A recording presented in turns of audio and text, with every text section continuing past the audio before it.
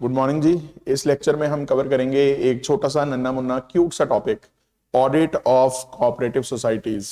जो हमारा बड़ा चैप्टर था special features of audit of different types of entities, उसी का ही एक पार्ट है, नन्ना मुन्ना सा पार्ट सी। कोऑपरेटिव सोसाइटीज के ऑडिट में से क्वेश्चन, मैं ये नहीं कहूंगा हर अटेम्प्ट में से आता है, लेकिन जिस अटेम्प्ट में आ गया भैया चांदी, सोना चांदी डायमंड, ठीक है। तो आइए अच्छे से करके जाएंगे। पहली बात तो इस चैप्टर में एक तो बात की हुई है कोऑपरेटिव सोसाइटीज एक्ट 1912 की, ठीक है। ये सेंट्रल एक्ट है, होल ऑफ इंडिया पे ये अप्लाई करता है। तो ये एक्ट मेनली उसमें लगता है जो एक स्पेसिफिक स्टेट में अगर कोई कोऑपरेटिव सोसाइटी वर्क कर रही है वहां तक अगर वो लिमिटेड है, लेकिन अगर मल्टी स्टेट्स में कोऑपरेटिव सोसाइटी वर्क कर रही है तो वहां पे हमारा टॉपिक यहां से शुरू होता है, multi state cooperative societies act, जो अगस्त 2002 में फोर्स में आया। यानी कि एक 1912 वाला एक्ट और एक 2002 वाला एक्ट। बट ऑनेस्टली स्पीकिंग आपको एक्ट का या सेक्शंस का इतना ध्यान नहीं देना है इस चैप्टर में। बस जो सेक्शन मैं आपको बताऊंगा वही आप याद कर लेना, बाकी आपको सारे सेक्शन वगैरह ध्यान देने की जरूरत नहीं है। तो सबसे पहले तो आपको पता ही है कोऑपरेटिव सोसाइटी होती ये भी बिजनेस ऑर्गेनाइजेशन ही है, हमने बात की थी। लेकिन इसका मेन काम ना ये होता है कि इसके जो मेंबर्स होते हैं वो आउटसाइड फोर्सेस जो होती हैं उससे एक्सप्लॉइट ना हो। तो ऑटोनोमस एसोसिएशन ऑफ पर्संस है ये, एक बार इसको आप रीड कर लेना। है एनजीओ नहीं है कोई, ये नॉट फॉर प्रॉफिट नहीं है, बिजनेस ऑर्गेनाइजेशन है, पर कोऑपरेटिव प्रिंसिपल्स पे चलती है। यानी मेंबर्स का भला सोचती है और ये भी सोचती है कि पब्लिक का भी नुकसान नहीं करना। तो बैलेंस करके चलती है ये ऑर्गेनाइजेशन, ठीक है। तो पहली चीज तो ऑडिट इसका मैंडेटरी है, रजिस्ट्रार ऑडिट करवाएगा at least once in every year. यहां पे ज्यादातर जो रिस्पॉन्सिबिलिटीज हैं वो रजिस्ट्रार पे रखी हुई हैं, ठीक है। तो ऑडिट में एग्जामिनेशन ऑफ ओवरड्यू डेट्स होगा, यानी कि जो डेट्स ओवरड्यू हो गए हैं, भाई क्यों ओवरड्यू है उसका एग्जामिनेशन होगा। अच्छे से एसेट्स और लायबिलिटीज का वेरिफिकेशन होगा, या बोल लीजिए वैल्यूएशन को चेक किया जाएगा। भाई ऑडिटर के पास access to all the books होगा, यानी कि books, paper, securities of society जो भी है, जैसे हमारी कंपनी ऑडिटर में होता है उस तरह से यहां पे भी होगा, ठीक है। और registrar means the person who has been appointed to perform the duties of the registrar, पढ़ लेना। तो यहां पे अब सीएस का क्या रोल हो सकता है, देखिए अगर आप नोटिस करेंगे ना, ऑडिटर की जो पहले क्वालिफिकेशन में पढ़ा दूं, वहां पे आपको ना एक तो मिलेगा जनरल में कि CA within the meaning of chartered accountants act, he is eligible to act as an auditor. But ध्यान रखिएगा जो ये 1912 वाला एक्ट है उसमें सिर्फ सीए ही नहीं, बल्कि अगर किसी के पास कोई गवर्नमेंट डिप्लोमा है इन कोऑपरेटिव अकाउंट्स, ठीक है, या फिर अगर किसी ने ऑडिटर की तरह सर्व किया है in the cooperative department of government, ये सभी लोग एलिजिबल हैं to act as an auditor. यानी सीए भी ऑडिट कर सकता है, कोई डिप्लोमा होल्डर भी ऑडिट कर सकता है, और जिसने कोऑपरेटिव ऑडिटर की तरह, या आप कह लीजिए ऑडिटर की तरह जिसने सर्व किया है in the cooperative department of the government, वो आदमी भी ऑडिटर अपॉइंट हो सकता है। यानी अनलाइक कंपनीज एक्ट, यहां सिर्फ चार्टर्ड अकाउंटेंट ऑडिट करने के लिए एलिजिबल नहीं है, और लोग भी हैं। तो फिर यही क्वेश्चन आता है, फिर सीएस का और रोल क्या हो सकता है। तो अपार्ट फ्रॉम ऑडिट कुछ और प्रोफेशनल सर्विसेज भी ऑडिटर सीएस के द्वारा दी जा सकती है, जैसे कि बुक कीपिंग, जिसे हम अकाउंटिंग सिस्टम बोल रहे हैं, यहां पे गाइडेंस दे सकता है उन्हें, अकाउंटिंग सिस्टम को इंस्टॉल करवा सकता है सीए, इंटरनल ऑडिट कर सकता है, मैनेजमेंट कंसल्टेशन दे सकता है, मैनेजमेंट अकाउंटिंग सर्विस कर सकता है, टैक्सेशन की सर्विसेज दे सकता है, तरह तरह की सर्विसेज जो भी एक प्रोफेशनल आदमी अपने क्लाइंट को दे सकता है, वो सभी सर्विसेज यहां पे आप एक कोऑपरेटिव सोसाइटी को भी दे सकते हो as a chartered accountant. Auditor का अपॉइंटमेंट कौन करेगा भैया, रजिस्ट्रार। रिपोर्ट रजिस्ट्रार को भी सबमिट की जाएगी ऑडिट की, और हमारे सोसाइटी को भी। फीस रजिस्ट्रार जी तय करेंगे और उसको पे करना होगा सोसाइटी को, पे करना होगा सोसाइटी को। फिर कुछ जनरल सी बातें हैं कि भाई जो हमारा ये सेंट्रल एक्ट है ना, ये स्टेट को पावर दे देता है कि स्टेट जी आप अपने रूल बना लो कि किस तरह के बुक्स या अकाउंट आप अपनी कोऑपरेटिव सोसाइटी से बनवाना चाहते हो। जैसे महाराष्ट्र की बात कर रखी है, वहां पे cash book, general ledger, personal ledger, stock register, property register, ये सब मेंटेन करना पड़ता है कोऑपरेटिव्स को। बट जनरली अगर हम बात करें, ये चार चीजें ये ना आपको एलएलपी वगैरह में भी मिलती हैं, फर्म्स एलएलपी, कि भैया जितना भी पैसा रिसीव हुआ या खर्च हुआ उसका रिकॉर्ड रखो, जो भी मैटर्स, जिस मैटर के लिए वो रिसीट या एक्सपेंडिचर हुआ उसका रिकॉर्ड करो, यानी रिकॉर्ड रखो आया गया कहां कहां, और उसका रिकॉर्ड भी रखो किस किस मैटर के लिए, कहां कहां से गुड्स परचेज हुआ और सेल हुआ, ऑल सेल परचेज, और एक एसेट्स और लायबिलिटीज। यानी लास्ट पॉइंट तो एसेट लायबिलिटीज का है सोसाइटी की, उसका रिकॉर्ड होना चाहिए। एक पॉइंट है परचेज सेल का, एक है पैसा कहां खर्च हुआ एक्सपेंडिचर और कहां से आया यानी कि रिसीट, और उसके मैटर्स भी, वो दो पॉइंट है। First, all sum of money received and expended, और matters is with respect to expenditure and receipts. ये आप पढ़ लेना एक बारी, कुछ खास नहीं है। और ये प्रोविजंस भी सिर्फ डायरेक्टिव है, कंक्लूसिव नहीं है कि भैया इसके अलावा और कुछ नहीं मेंटेन करना। जो आपको ठीक लगता है मेंटेन करिए, जो भी आपको लगते हैं कि रिकॉर्ड्स आपके लिए फायदेमंद है, जैसे कि डेली कैश रजिस्टर की आप समरी बना सकते हो, collection from debtors, loan disbursement register, किस किस को लोन दिया आपने, उस सब का रजिस्टर मेंटेन किया जा सकता है। ठीक है जी, 1 second.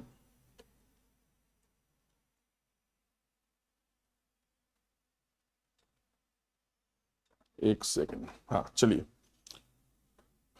Register of recovery of loans, अगर कोई क्रेडिट सोसाइटी है तो वो रजिस्टर मेंटेन करे कि रिकवरी कैसे हो रही है लोन्स की। ठीक है, मेंबर से हो रही है या कोई सैलरीज में से पैसा काटा जा रहा है, उस चीज का रजिस्टर होना चाहिए। और कोई भी कॉलमनर सब्सिडरी रजिस्टर, जो भी आपको लगता है कि कॉलम्स बनाकर आपको रजिस्टर मेंटेन करने, आप मेंटेन कीजिए, कोई दिक्कत वाली बात नहीं है। बस प्रॉपर एंड फेयर पिक्चर होना चाहिए फाइनेंशियल ट्रांजैक्शंस का। ये कुछ खास आपको याद करने वाला नहीं है, बस थोड़ा बहुत अगर बुक्स पे कुछ आता है तो यहां से आप कैंची चला के थोड़ा बहुत आप लिख सकते हैं पेपर के अंदर। शेयर होल्डिंग पे क्या कोई रिस्ट्रिक्शन है तो ध्यान रखिएगा। अगर तो रजिस्टर्ड सोसाइटी मेंबर है वो, उस पर रिस्ट्रिक्शन नहीं है, यानी एक रजिस्टर्ड सोसाइटी दूसरी रजिस्टर्ड सोसाइटी में जितना मर्जी शेयर होल्डिंग होल्ड कर सकते हो, उस पर रिस्ट्रिक्शन नहीं। लेकिन अगर कोई और मेंबर है सोसाइटी का, यानी जो सोसाइटी का मेंबर है वो रजिस्टर्ड सोसाइटी नहीं है, बाकी मेंबर्स की बात कर रहा है, तो जो बाकी मेंबर्स हैं वो 1/5 of total number of share से ज्यादा शेयर नहीं होल्ड कर सकते, या फिर 1000 पे वैल्यू से ज्यादा भी शेयर होल्ड नहीं कर सकते हैं। दोनों रिस्ट्रिक्शंस का ध्यान देना पड़ेगा, ना 1/5 से ज्यादा और ना ही 1000 रुपीज से ज्यादा। पर ध्यान रखिएगा, अगर रजिस्टर्ड सोसाइटी मेंबर है उस पे ये शेयर होल्डिंग की रिस्ट्रिक्शन नहीं लगेगी। बाकी स्टेट एक्ट्स अपनी और लिमिट्स भी दे सकते हैं अदर देन अबव। इसके अलावा ऑडिटर को चीजें चेक करनी चाहिए, क्या ये सारी रिस्ट्रिक्शंस पूरी हो रही हैं कि नहीं हो रही हैं, और सोसाइटी के बायलॉज को भी चेक करना चाहिए। जैसे हमारे कंपनीज एक्ट में एओए, एमओए, वो सब है, यहाँ पे बायलॉज की बात हम कर रहे हैं। सोसाइटी को अपने बायलॉज फ्रेम करने पड़ते हैं और बायलॉज के अकॉर्डेंस में काम करना पड़ता है। तो बायलॉ की कोई भी प्रोविजन इस शेयर होल्डिंग वाली रिस्ट्रिक्शन के अगेंस्ट नहीं होनी चाहिए। इस तरह की चीज ऑडिटर को चेक करनी चाहिए। क्या एक रजिस्टर्ड सोसाइटी, क्या कोऑपरेटिव सोसाइटी किसी को लोन दे सकती है? Yes, but not other than a member.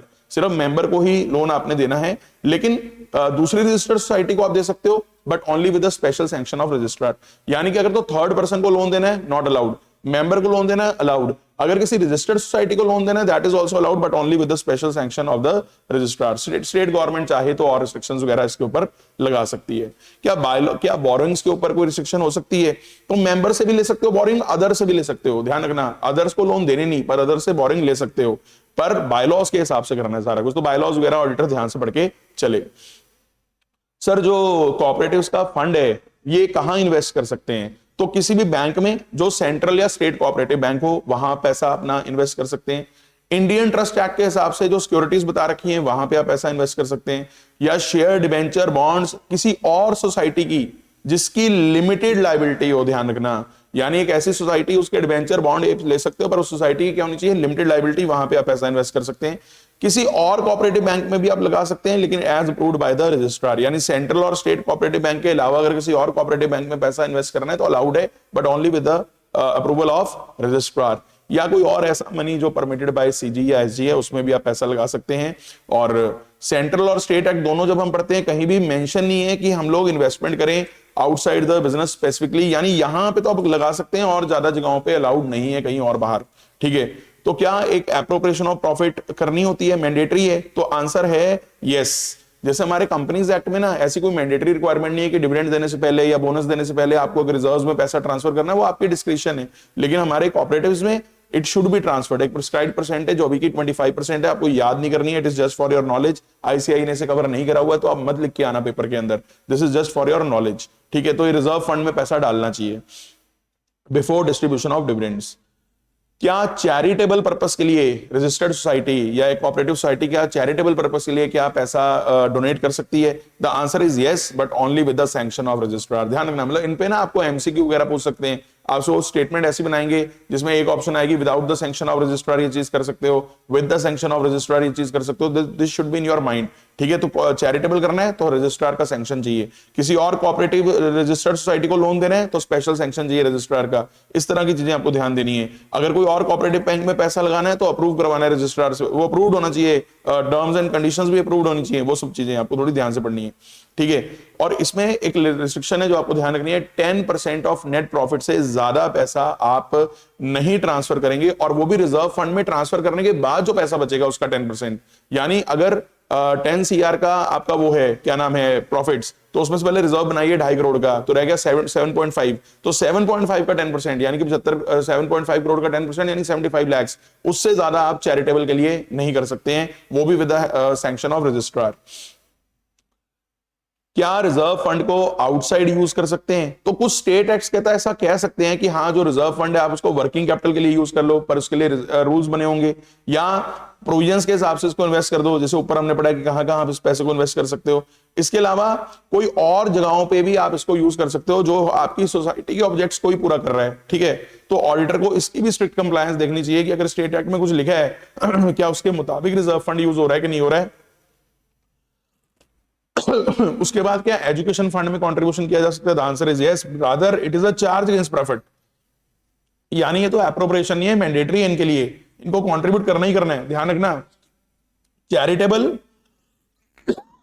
Sorry, charitable this was optional, लेकिन education fund this is mandatory, annually करना है और चार्ज अगेंस्ट प्रॉफिट है, ठीक है, पढ़ लेना इसको एक बार। उसके बाद भाई हमारे कोऑपरेटिव में एप्रोप्रिएशन ऑफ प्रॉफिट्स का क्या स्टेटस है, थोड़ा पैराग्राफ सा बना के दिया हुआ आईसीआई ने, मैंने इसको थोड़ा सा टेबुलर भी कर दिया था, बट आओ पढ़ के देखते हैं। क्या तो ऊपर वाली जो स्टैट्यूटरी प्रोविजन पढ़ाई है रिजर्व फंड की वो तो पूरी करनी है, साथ में बाय लॉज, रूल, रेगुलेशन ये सब भी पढ़ लेना, उनका एप्रोप्रिएशन के बारे में क्या बोल रहे हैं, उनका बाय लॉज वगैरह, ठीक है। तो अदर रिजर्व्स, डिविडेंड, ये सब एप्रोप्रिएशंस हैं। It must be approved by the general body of society, ये वही मेंबर्स की बात कर रहा है, general body of the society which is the supreme authority in the cooperative, क्योंकि they are the owners basically, वही मेंबर्स हैं, ठीक है। और अकाउंटिंग एंट्रीज वगैरह पास कर लेनी चाहिए after the date of approval of general body, यानी एक बार अप्रूवल होगा जब जनरल बॉडी का एप्रोप्रिएशन को लेकर, उसके बाद ही इसकी एंट्री डालनी चाहिए। आजकल कंपनीज एक्ट में भी यही करते हैं, एएस के अंदर भी हम यही कर रहे हैं कि जब डिविडेंड सिर्फ प्रपोज हुआ है, जब तक वो डिक्लेयर नहीं हो रहा मेंबर्स के द्वारा, तब तक उसकी एंट्री ना की जाए। लेकिन ना आपको मैंने क्लास में बताया था, ओल्ड अकाउंटिंग हमारे कोऑपरेटिव्स के अंदर ये होती थी, ओल्ड, ये ना ओल्ड वाली होती थी, आपको बताया मैंने, यहां लिख दिया था कि AS4 अब तो अमेंड हो गया है, अब तो ये भी कोऑपरेटिव की तरह ही कर रहा है। पहले ये होता था कि प्रपोज्ड एप्रोप्रिएशन की ही एंट्री डाल दो कंपनीज के केस में, अप्रूवल होती रहेगी बाद में, प्रपोज तो हो गया ना, प्रपोज डिविडेंड दिखा दो बैलेंस शीट में एज अ लायबिलिटी, फिर बाद में चेंज हो गया था। लेकिन कोऑपरेटिव में तो शुरू से ये है कि भैया अप्रूवल के बाद ही एंट्री करो, तो इसमें कुछ ज्यादा है नहीं आज की डेट में। मैंने ब्रैकेट में अपना कमेंट लिख दिया है, AS4 हैज बीन अमेंडेड, तो अब तो एक कोऑपरेटिव जैसा ही है, ठीक है। और एक फर्क क्या है भाई, यहां पे इसको बोला गया है चार्ज अगेंस्ट प्रॉफिट, जो हमारी ये एप्रोप्रिएशंस हैं, जैसे हमने इसको भी देखा कि ये जो एजुकेशन फंड में पैसा डालना है ये भी चार्ज है। इवन जो ये हमने कहा कि एप्रोप्रिएशन ऑफ प्रॉफिट ट्रांसफर करना मैंडेटरी है, तो उसको चार्ज अगेंस्ट प्रॉफिट का नाम दे दिया है। जबकि हमारे यहाँ पे तो जो जनरली एक्सेप्टेड अकाउंटिंग प्रिंसिपल्स हैं कॉर्पोरेट अकाउंटिंग के अंदर, इसको ये क्या ट्रीट करते हैं, as an appropriation of profits. जी हाँ, बिल्कुल सही, शाबाश।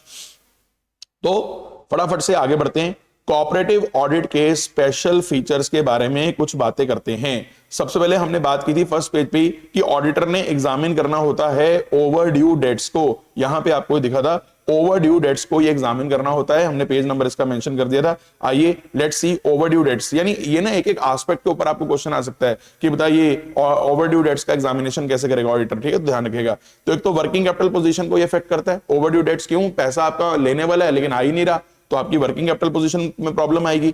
तो सबसे पहले तो यहां पे क्लासिफिकेशन कर लो टाइम के बेसिस पे। अब टाइम के बेसिस पे हम लोग कंपनीज एक्ट में भी एजिंग शेड्यूल बनाते थे, लेस देन 6 मंथ, 6 मंथ से 1 ईयर, 1 ईयर से 2 ईयर, 2 ईयर से 3 ईयर, 3 ईयर से आगे। लेकिन यहां देखो इजी काम है, एक 6 महीने से लेके 5 साल तक कौन से ओवरड्यू में और कौन से 5 साल से भी ज्यादा है, यानी ये तो बहुत ही सस्ता काम है, मतलब बहुत इजी है याद रखना।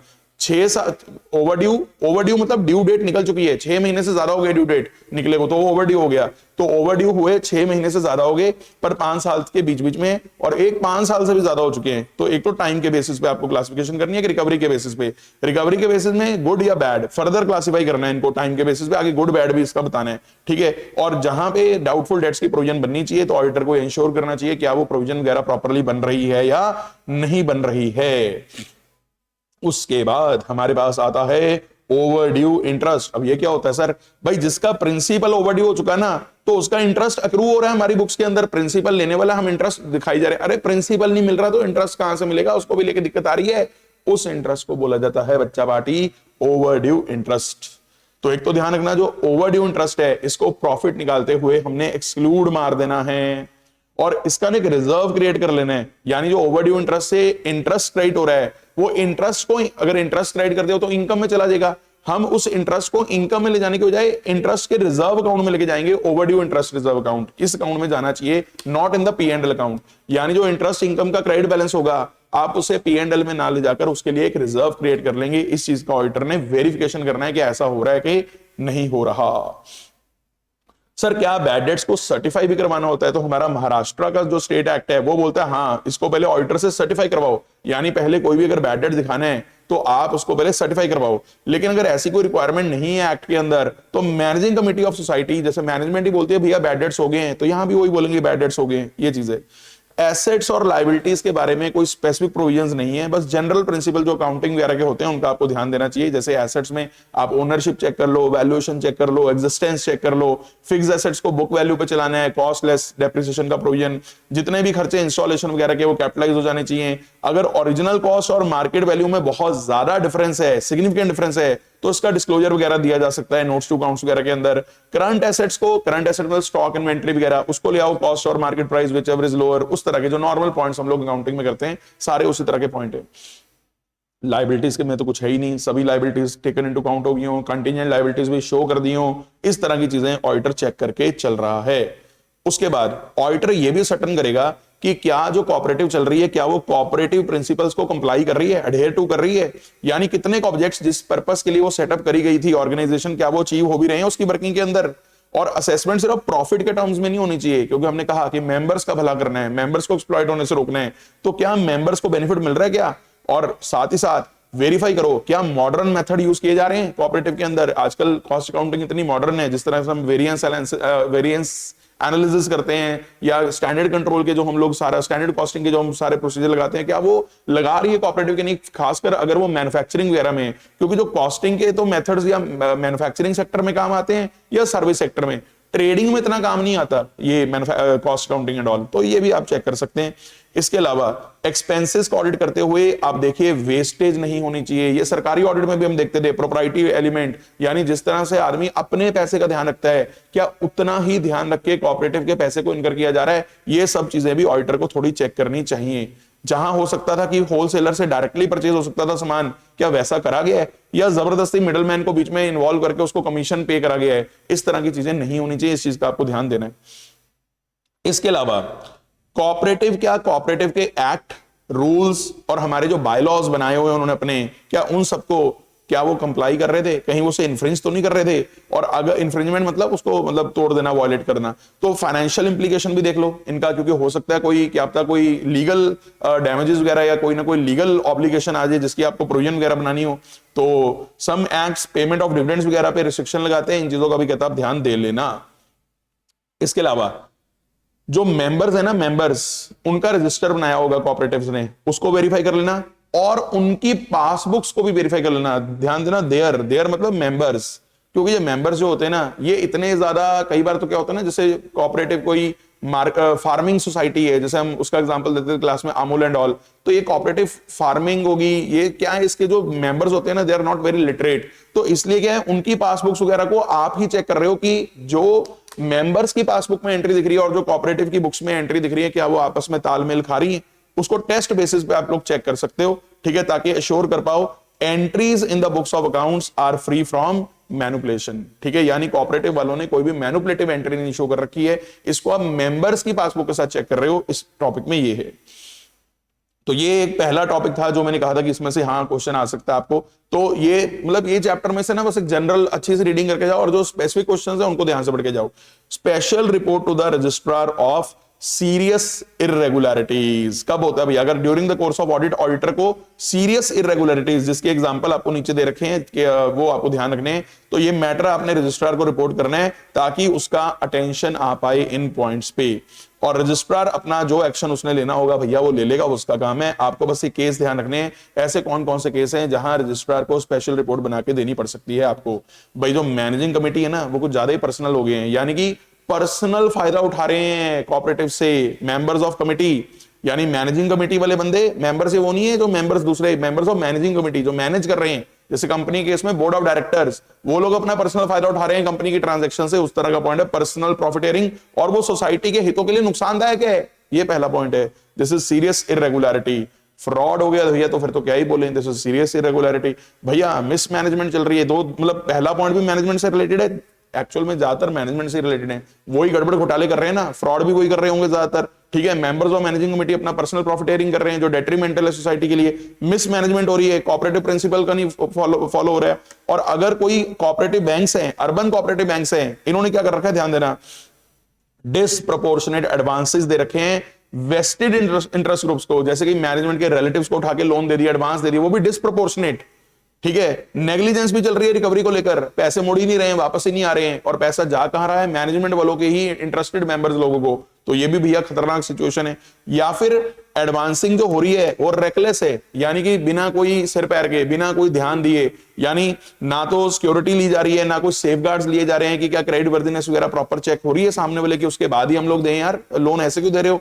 तो ये कोऑपरेटिव बैंक्स का स्पेशल पॉइंट है। अर्बन कोऑपरेटिव बैंक्स में अगर ऐसा हो रहा है, this is also a case of serious irregularity which must be reported to the registrar. I again repeat, एक तो पर्सनल प्रॉफिटेरिंग है, मैनेजमेंट वगैरह वो कर रहे हैं, डेट्रीमेंटल काम कर रहे हैं, और मैनेजमेंट से एक पॉइंट रिलेटेड है मिसमैनेजमेंट। तो दो पॉइंट तो ये हो गए, एक फ्रॉड वाला पॉइंट है, सीधा खर्चों में फ्रॉड कर रखे हैं, परचेज में फ्रॉड कर रखे हैं, और एक अगर अर्बन कोऑपरेटिव बैंक है उस केस में या तो डिस्प्रोपोर्शनेट एडवांसेस हो रहे हैं वेस्टेड इंटरेस्ट ग्रुप्स को जो कि मैनेजमेंट की रिलेटिव वगैरह हैं, या फिर रेकलेस एडवांसिंग का केस है जहां पे ना तो सिक्योरिटीज प्रॉपर ली जा रही हैं और ना ही सेफगार्ड्स लगाए जा रहे हैं क्रेडिट वर्दिनेस को इवैल्यूएट करने वाले के लिए सामने वाले की। ठीक है, तो ये पॉइंट हो गए।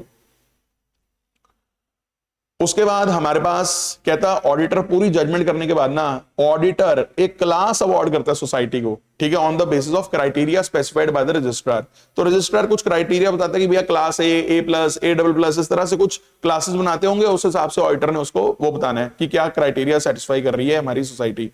अगर मैनेजमेंट उस सोसाइटी के उस अवार्ड से, जो ऑडिटर ने उसे अवार्ड दिया, उससे नहीं satisfied, he can make an appeal to the registrar. और रजिस्ट्रार चाहे तो ऑडिटर को बोल सकता है भैया तो रिव्यू कर ले, मैनेजमेंट रोता रोता आया हमारे पास, उनको लग रहा है तूने ठीक से नहीं क्लासिफिकेशन दी है। तो ऑडिटर को बड़ा ही केयरफुल रहना चाहिए डिसीजन लेते हुए ये वाला।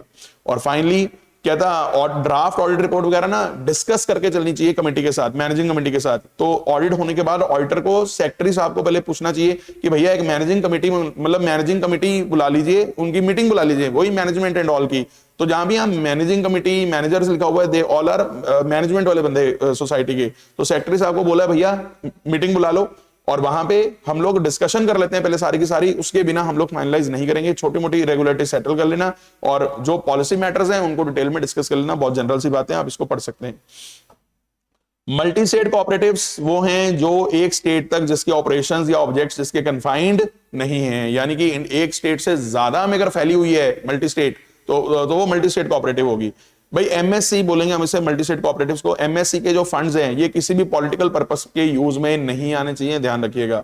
तो बुक्स से रिलेटेड क्या पॉइंट है, वही sum of money expended, received matters, all sale purchase, asset liabilities, और अगर प्रोडक्शन या प्रोसेसिंग या मैन्युफैक्चरिंग में है तो वही कॉस्ट रिकॉर्ड्स भी, जो हमने बात पीछे भी की थी, वो अलग जगह पे बात की थी हमने, वैसे ये अलग जगह पे, पर वो इकट्ठा ही हो गया। ये कॉस्ट रिकॉर्ड्स का पॉइंट हो गया, बाकी ऊपर के पॉइंट सेम है। इस एक्ट में क्वालिफिकेशन जो है ना, जो एमएससी एक्ट है, इसमें only a CA who is a CA within the meaning of CA act is only appointed, can only be appointed as an auditor. और यहां पे ना कुछ लोगों को डिस्क्वालीफाई भी कर रखा है ऑडिटर बनने से। कुछ डिस्क्वालिफिकेशन कंपनीज एक्ट में भी आपने पढ़ी हुई है। बॉडी कॉर्पोरेट ऑडिट नहीं करेगी, एमएससी का एम्प्लॉई या उसका ऑफिसर ऑडिट नहीं करेगा, कोई और पर्सन जो मेंबर है या एम्प्लॉयमेंट में है या ऑफिसर है या एम्प्लॉय है एमएससी का, ये लोग ऑडिट नहीं करेंगे। या जो इनडेप्टेड है, ऋणी है एमएससी की तरफ, यहां पे अमाउंट बहुत कम है, 1000 रुपए से ऊपर अगर आप ऋणी हो तो, या किसी को गारंटी दे रखी है एमएससी के पैसे से रिलेटेड, इस तरह की बातें, जहां आप एमएससी की तरफ बाउंड हो रहे हो 1000 रुपए से ऊपर, आप वहां पे ऑडिट नहीं कर सकते हैं। और अगर कोई भी डिस्क्वालिफिकेशन आ जाती है अपॉइंटमेंट के बाद, आपको अपना ऑफिस करना पड़ेगा वकेट, बल्कि डीम्ड वेकेशन मानी जाएगी। फर्स्ट ऑडिटर कौन अपॉइंट करेगा? वहां पे रजिस्ट्रार था जो हमने पीछे वाला एक्ट पढ़ा है, जबकि यहाँ पे board of directors within 1 month, companies act जैसी प्रोविजन है, वहां भी बोर्ड ऑफ डायरेक्टर्स ही फर्स्ट ऑडिटर अपॉइंट करते हैं। लेकिन उससे अगला ऑडिटर, ये ऑडिटर कब तक अपना ऑफिस होल्ड करेगा? फर्स्ट एजीएम तक, वहां पे भी ऐसा ही होता है। और अगर बोर्ड नहीं करता है तो भैया जनरल मीटिंग में ऑडिटर अपॉइंट करा जाएगा पहला मेंबर, सब्सिक्वेंट ऑडिटर एजीएम में ही अपॉइंट होगा जैसे कंपनीज एक्ट में होता है। लेकिन ये एजीएम से एजीएम ऑफिस होल्ड करके चलेगा, जबकि कंपनीज एक्ट में फर्स्ट एजीएम से 6th एजीएम तक होल्ड करके चलते हो। यहाँ एजीएम टू एजीएम फंडा चलता है, जैसे गवर्नमेंट वाले में वहां पे कंपनीज एक्ट में ऐसी होता है, एजीएम टू एजीएम होता है, यहां भी वैसे ही है। तो पढ़ के देख सकते हैं। अब पावर्स या ड्यूटीज क्या हैं हमारे भैया ऑडिटर की एमएससी एक्ट में? एक तो उसके पास पावर्स हैं कि भैया उसके पास ऑल टाइम एक्सेस रहेगा बुक्स का, अकाउंट्स का, वाउचर का, चाहे हेड ऑफिस में पड़े हो चाहे कहीं और पड़े हो, और वो किसी भी ऑफिसर को या एम्प्लॉय को बुला सकता है, इंफॉर्मेशन, एक्सप्लेनेशन वो सब मांग सकता है, आप पढ़ सकते हैं। ये जो हमारी ड्यूटीज थी ना वेदर वाली, ये हमने हमारी काफी, मैंने इसको लिंक करवाया था 143(1) ऑफ द कंपनीज एक्ट, कि भैया क्या लोन और एडवांसेस प्रॉपर सिक्योरिटी के बेस पे दिए गए हैं और कहीं प्रेजुडिशियल तो नहीं है। ये वहां भी मिलेगा आपको 143(1) में। क्या ट्रांजैक्शंस जो सिर्फ बुक एंट्रीज वाली हैं, कहीं वो पब्लिक हितों के against, prejudicial to the interest of members तो नहीं है।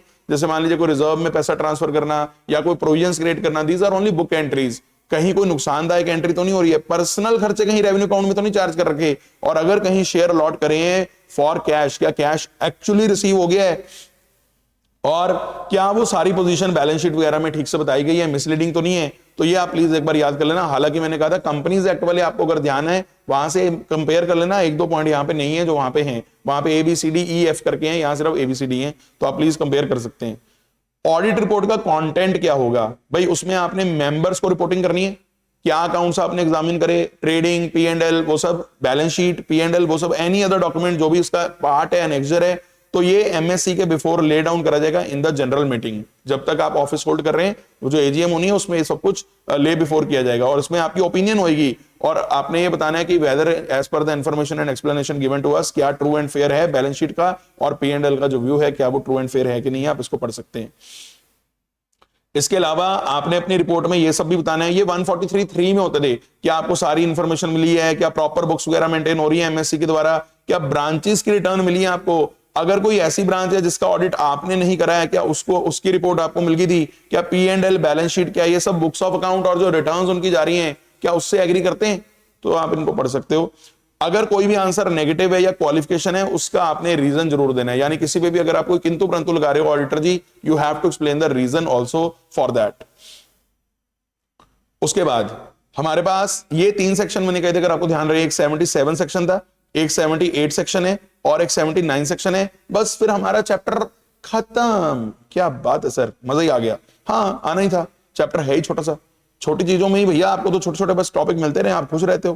क्वेश्चन भी आया हुआ है इसका, पावर ऑफ सेंट्रल गवर्नमेंट। भैया सेंट्रल गवर्नमेंट आ गई बीच में। अच्छा, सेंट्रल गवर्नमेंट ऐसे नहीं आएगी हर जगह। पहले मैं आपको एक चीज दिखाता हूं, ये सेंट्रल गवर्नमेंट का जो पॉइंट है ये कहां पे आएगा, ये वहीं पे आएगा स्पेशल। ये पहले है क्या, सुनो, पावर ऑफ सेंट्रल गवर्नमेंट है कि कोऑपरेटिव का स्पेशल ऑडिट करवा रहे हैं। वो क्या करवा रहे हैं? Special audit. तो पहली चीज तो ये वहीं पे आ सकता है जहां सीजी या एसजी, चाहे इंडिविजुअली चाहे इन एग्रीगेट, 51% और more paid up share capital hold करते हैं। यानी जहां पे सरकार का कोई लेना देना नहीं है, वहां सरकार जबरदस्ती कोई स्पेशल ऑडिट नहीं ऑर्डर करेगी। तो एक तो ये ध्यान रखना। और ये स्पेशल ऑडिट करेगा कौन? या तो सीए साहब या ऑडिटर जो भी एमएससी का होगा, वो भी कोई सीए ही होगा, तो वो कर सकता है, क्योंकि एमएससी में हमने कहा CA can be appointed as auditor.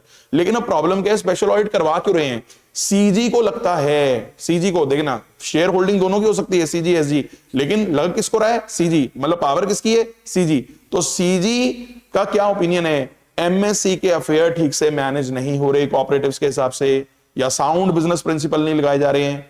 MSc ऐसे मैनेज हो रही है जिससे सीरियस इंजरी या डैमेज आ सकता है उस ट्रेड या इंडस्ट्री को जिससे वो बिलोंग करती है, ये दूसरा पॉइंट है। और तीसरा, फाइनेंशियल पोजीशन ऐसी है एमएससी की कि उसकी सॉल्वेंसी को खतरा है। रिपीट करिए तीनों। एक तो affairs of MSC are not being managed as per the cooperative और साउंड बिजनेस प्रैक्टिसेस। दूसरा, एमएससी ऐसे मैनेज की जा रही है कि उसे सीरियस इंजरी करी जा सकती है उस इंडस्ट्री या ट्रेड को जिससे वो बिलोंग करती है। और तीसरा, फाइनेंशियल पोजीशन ऐसी है एमएससी की कि उसकी सॉल्वेंसी खतरे में है। ओके, स्पेशल ऑडिट करवाया जा सकता है कितनी देर का, जितना उसे लगे, 1 साल का, 2 साल का, वो उनके ऊपर है, ठीक है। अब स्पेशल ऑडिटर के पास क्या पावर है, वही कि भैया आपको वही 73 वाले, ये वाले जो पावर हमने किए हैं, ये वाले जो पावर्स हमने करें कि एक्सेस मिलेगा, रिक्वायर एक्सप्लेनेशन, इंफॉर्मेशन मांग सकते हैं, वही। बस ध्यान रखना, इसने मेंबर्स को नहीं बना के देनी है रिपोर्ट, इसने मेंबर्स को रिपोर्ट नहीं बना के देनी है, इसने रिपोर्ट बना के देनी है सेंट्रल गवर्नमेंट को। और इसमें सारे वो मैटर आएंगे जो ऑडिट रिपोर्ट में तो होते ही हैं, 73 सेक्शन वाले जो भी हमने मैटर्स टू बी इंक्लूडेड पढ़े हैं, ये सारे कंटेंट ऑफ रिपोर्ट्स, ये सब तो इसमें हो गई। साथ साथ जो भी गवर्नमेंट ने मैटर डायरेक्ट करा होगा वो सब भी इसके अंदर आएगा। सर रिपोर्ट आने के बाद गवर्नमेंट क्या करेगी, जो उसको ठीक लगे, पर लॉ के हिसाब से ही करेंगे भैया, लॉ के अगेंस्ट तो सरकार भी नहीं जाएगी। और अगर सरकार 4 महीने के अंदर अंदर कुछ नहीं करती है तो सेंट्रल गवर्नमेंट अपनी ये जो सोसाइटी है इसको रिपोर्ट या एक्सट्रैक्ट फ्रॉम रिपोर्ट भेज देगी उसको, मतलब कोई एक्शन नहीं लिया, ठीक है, वो सेटिस्फैक्टरी था सारा, बस गवर्नमेंट क्या कर देगी, send to the society the report, जो भी ये रिपोर्ट आई होगी वो भेज देगी आगे अपनी। और the government may require the society to either to circulate this report और एक्सट्रैक्ट टू मेंबर्स और read it in the next general meeting. मतलब जो भी ये स्पेशल ऑडिट का रिजल्ट आया, अब प्रॉब्लम ये है ना, मेंबर्स भी बड़े उत्सुक हैं कि भैया वो स्पेशल ऑडिट हुआ था उसका कुछ बता तो दो, तो गवर्नमेंट इसीलिए वो करवा रही है कि आगे जो हमारे कमेंट्स हैं, जो रिपोर्ट है, जो ऑडिटर की रिपोर्ट है, वो आगे भेज दी गई है और उसको आगे सर्कुलेट करवा दिया जाए मेंबर्स के अंदर, या उसको नेक्स्ट एजीएम के अंदर रीड कर दिया जाए। ये चीज है सेंट्रल गवर्नमेंट के द्वारा, अगर वो कोई एक्शन नहीं ले रही। पहला पॉइंट तो बस ये है कि एक्शन ले लें जो उनको ठीक लगता है, बाकी सारा वही है, अगर एक्शन नहीं लिया तो क्या करना है वो पढ़ सकते हैं। सर खर्चे जो होंगे स्पेशल ऑडिट के वो कौन बताएगा, खर्चे बताएंगे सेंट्रल गवर्नमेंट, वो फाइनल होंगे जो खर्चे बताए जाएंगे, लेकिन उसको पे करेगी एमएससी, क्योंकि गड़बड़े तो एमएससी कर रही थी ना। देखो एमएससी की प्रॉब्लम थी, ऑडिट भले ही सरकार ने करवाया अपनी मर्जी से, लेकिन पैसा तो भैया सरकार नहीं देगी, पैसा तो एमएससी को ही बियर करना पड़ेगा, ऑडिटर रेम्यूनरेशन वगैरह सब उसने देना है। और इसको ऐसे रिकवर किया जाएगा जैसे एरिया ऑफ लैंड रेवेन्यू होता है, यानी कि घर का सामान वान उठा के लेके जा सकते हैं, यानी सोसाइटी को ये देना ही पड़ेगा, ये पैसा रिकवर किया जाएगा, उस तरह से का डिफॉल्ट होता है। बस लास्ट 2 सेक्शन, एक रजिस्ट्रार इंक्वायरी बिठा सकता है और एक एमएससी की इंस्पेक्शन भी की जा सकती है, ये भी रजिस्ट्रार ही करवा रहा है, तो ये दोनों में ना काफी ओवरलैपिंग है, ठीक है। सबसे पहले भाई ये जो इंक्वायरी या इंस्पेक्शन है ना, ये रजिस्ट्रार अपने आप नहीं इनिशिएट करता, किसी ना किसी की अर्जी आती है, रिक्वेस्ट आती है, या तो उस फेडरल कोऑपरेटिव की आती है जिससे वो एफिलिएटेड है वो सोसाइटी, या तो वो करेगी रिक्वेस्ट, या कोई क्रेडिटर करेगा, या कम से कम बोर्ड के 1/3 मेंबर्स, ध्यान रखना एक सिंगल क्रेडिटर भी ये इंक्वायरी खुलवा सकता है, या फिर जो मेंबर्स है ना उनमें से कम 20% यानी कि 1/5, तो या तो 1/3 मेंबर्स ऑफ बोर्ड, या 1/5 टोटल नंबर ऑफ मेंबर्स, या फिर एक क्रेडिटर, या फिर एक फेडरल कोऑपरेटिव जिससे वो एमएससी एफिलिएटेड है। इनमें से किसी की भी रिक्वेस्ट पे इंक्वायरी बिठाई जा सकती है, इंक्वायरी करवाई जा सकती है, आप ये बोल ले। सेम पॉइंट है इंस्पेक्शन का भी, पढ़ के देख सकते हैं, सेम पॉइंट इंस्पेक्शन का भी है, इंस्पेक्शन भी यही लोग करवा सकते हैं, सेम डिट्टो है, डिट्टो कॉपी पेस्ट है। आगे बढ़ते हैं। ये इंक्वायरी या तो रजिस्ट्रार खुद कर लेगा, registrar may hold an inquiry, और डायरेक्ट सम पर्सन जो उसको ऑथराइज करेगा वो registrar, he may hold an inquiry into the constitution, working, financial condition of MSC, सारी जो उनको इंक्वायरी ठीक लगते हैं वो करेंगे, लेकिन कम से कम नोटिस देना पड़ेगा 15 दिन का, यानी पहले रजिस्ट्रार एक नोटिस देगा 15 दिन का, उसके बाद ही इंक्वायरी बैठेगी, ये पॉइंट है, अपॉर्चुनिटी ऑफ बीइंग हर्ड है। No inquiry shall be held unless notice of not less than 15 days is given, कम से कम 15 दिन का नोटिस देना पड़ेगा सोसाइटी को, उसके बाद ही ये इंक्वायरी बैठेगी। तो रजिस्ट्रार या जो भी पर्सन ऑथराइज होगा उसके पास क्या क्या पावर्स होंगी, फ्री एक्सेस होगा बुक्स का, अकाउंट्स का, डॉक्यूमेंट्स का, प्रॉपर्टीज का, सब जो भी उनकी कस्टडी में है या जो उनकी है, जो उनकी है उस पर तो एक्सेस है, जो उनकी कस्टडी में उस पर भी एक्सेस है, तो किसी और का भी हो सकता है वो इन द कस्टडी वाली चीज, ठीक है। फिर ऑफिसर्स को जो चाहे तो ही में call a general meeting of society by giving not less then 7 days का कम से कम नोटिस देना पड़ेगा, और एक जनरल मीटिंग भी बुलाई जा सकती है कि भैया एक जनरल मीटिंग बुलाओ, और वहां पे कहां पे बुलाई जाएगी, हेडक्वार्टर ऑफ सोसाइटी। उन मैटर्स को वो देख सकते हैं जो उनको लगता है, या जहां पे ऑफिसर जो हैं वो रिफ्यूज या फेल हो जाते हैं मीटिंग बुलाने में, वो खुद भी जनरल मीटिंग बुला सकता है। यानी पहले ऑफिसर्स को कहा मीटिंग बुला लो, अगर वो फेल हो जाते हैं, ऑफिसर मतलब यही सेक्रेटरी साहब या किसी को बोलेगा ना जो ऑथराइज्ड है वो चीजें करने के लिए, अगर वो नहीं करते तो खुद भी मीटिंग कॉल कर सकता है, इतनी इसके पास पावर है। He may call the meeting himself to discuss the matters as he may think fit, पर कम से कम 7 डेज का नोटिस पहले देना पड़ेगा। इसके अलावा जो भी उसे लगता है जिसको नॉलेज है अफेयर्स की, वो उस आदमी को समन कर सकता है और हेडक्वार्टर्स वगैरह पे बुला सकता है, और किसी ब्रांच पे बुला सकता है, और उसे ऑन ओथ बोल के बोल सकता है कि भैया अपना गीता पे हाथ रख के बोल कि जो बोलेगा सच बोलेगा, वो सब चीजें वो करवा सकता है और उससे इंफॉर्मेशन निकलवा सकता है। रजिस्ट्रार साहब 3 महीने के अंदर अंदर रिपोर्ट आने के, अब ये रिपोर्ट आने का मतलब क्या, या तो उन्होंने खुद रिपोर्ट बनाई होगी या फिर जिस पर्सन को बोला गया होगा रिपोर्ट इंक्वायरी करने के लिए उसने रिपोर्ट बना के दी होगी रजिस्ट्रार साहब को। ही शैल कम्युनिकेट, यानी कि रजिस्ट्रार साहब ने 3 महीने के अंदर अंदर, यहां गवर्नमेंट का पॉइंट 4 महीने का था, ठीक है, 4 महीने ऑफ डेट ऑफ रिसीट, यहां पे 3 महीने के अंदर अंदर एमएससी को रिपोर्ट बतानी है। फाइनेंशियल इंस्टीट्यूशन जिससे वो एफिलिएटेड है, और अगर कोई पर्सन या अथॉरिटी है जिसके इंस्टांस पे इंक्वायरी शुरू करी थी, यानी कि इनको पता तो लगे ना, यानी मेंबर्स को पता लगना चाहिए इंक्वायरी का क्या रिजल्ट है। दूसरा, जिन्होंने शुरू करा था, और अगर कोई कोऑपरेटिव बैंक वगैरह है तो हो सकता है वो किसी फाइनेंशियल इंस्टीट्यूशन के साथ एफिलिएटेड हो, तो उनको भी बताना है। ये वाला पॉइंट है। बिल्कुल सिमिलर पॉइंट है इंस्पेक्शन का, ठीक है, बस यहां पे आपको वर्ड ना इंक्वायरी की जगह इंस्पेक्शन यूज करना है। कहीं ना कहीं वो लैंग्वेज सारी सेम है। नॉट लेस देन 15 डेज का नोटिस है। मीटिंग्स ऑलमोस्ट, ये क्या नाम है, जो पावर्स हैं ऑलमोस्ट वैसी ही हैं। यहाँ कैश बैलेंस का पॉइंट एक्स्ट्रा है जो ऊपर आपको नहीं मिलेगा, ठीक है, तो ध्यान रख सकते हैं आपकी इंस्पेक्शन ऑफ कैश हो रहा है, इंक्वायरी ऑफ कैश थोड़ी होगा, इंस्पेक्शन ऑफ कैश होगा ना फिजिकल वेरिफिकेशन में, आप ध्यान रख सकते हैं, ठीक है। जनरल मीटिंग वाला पॉइंट वही है, ऑन ओथ वाला पॉइंट वही है, इन्फॉर्मेशन वगैरह लेना। और यहाँ पे copy of report shall be communicated to the MSC within 3 months of completion. यहाँ पे वैसे मेरे हिसाब से वहां उनको भी कम्युनिकेट होना चाहिए, बट स्टडी मैट में लिखा नहीं है कि भाई उनको भी कम्युनिकेट करो जिन्होंने आपको रिक्वेस्ट दी थी, पर ठीक है, आपको क्वेश्चन अगर आएगा तो नोट लिखना आएगा इस चीज के ऊपर, जितना का आपको ध्यान रह जाए यहां से आप लिख के आ सकते हैं आराम से। तो मेरे हिसाब से आपका ये टॉपिक कंप्लीट हो गया होगा। उसके बाद ना ये 2-3 पेज जो एक्स्ट्रा है, ये वाले, ये ना नए ऐड हुए थे, मैंने आपको बताया था प्लीज इनको करके जाना, क्योंकि ना तीनों पेज न्यू कोर्स के हैं। Audit of trust and societies, तो इसमें तो 3 लीगल फॉर्म्स हैं, चैरिटेबल की, ट्रस्ट बना के, सोसाइटी बना के, या सेक्शन 8 बनाकर। तो इसको ना प्लीज एक बार पढ़ लेना कि अलग अलग तरह के फॉर्म्स क्या हैं, और एक इनके बुक से रिलेटेड क्या पॉइंट है, एफएस से रिलेटेड ऑडिटर की क्या रिस्पॉन्सिबिलिटी है। और उसके बाद ना मैंने कहा था थोड़ी सी टिकिंग कर लेना इसमें से, तो थोड़ी सी टिकिंग मैंने करवाई भी थी आपको। वेदर के बहुत सारे पॉइंट थे, बट प्लीज इसको छोड़ के मत जाना, क्योंकि मैं फिर कह रहा हूं ये न्यू कोर्स में एडेड है, इसमें समझाने वाला ज्यादा कुछ नहीं है, ये आपके खुद के करने वाला है। पता लगे आप ये 3 पेज छोड़ जाओ, पिछला वाला टॉपिक कर जाओ, इन 3 पेजों में से क्वेश्चन आ जाए ना, बहुत दुख होता है जब इस तरह से होता है। मैंने आपको तब भी लिखवाया था कि this is all added in new course. अगले 3 पेज 3.5 पेज न्यू कोर्स में एडेड है, मेन इसमें से पढ़ जाना। आई थिंक आपका चैप्टर तैयार हो जाएगा।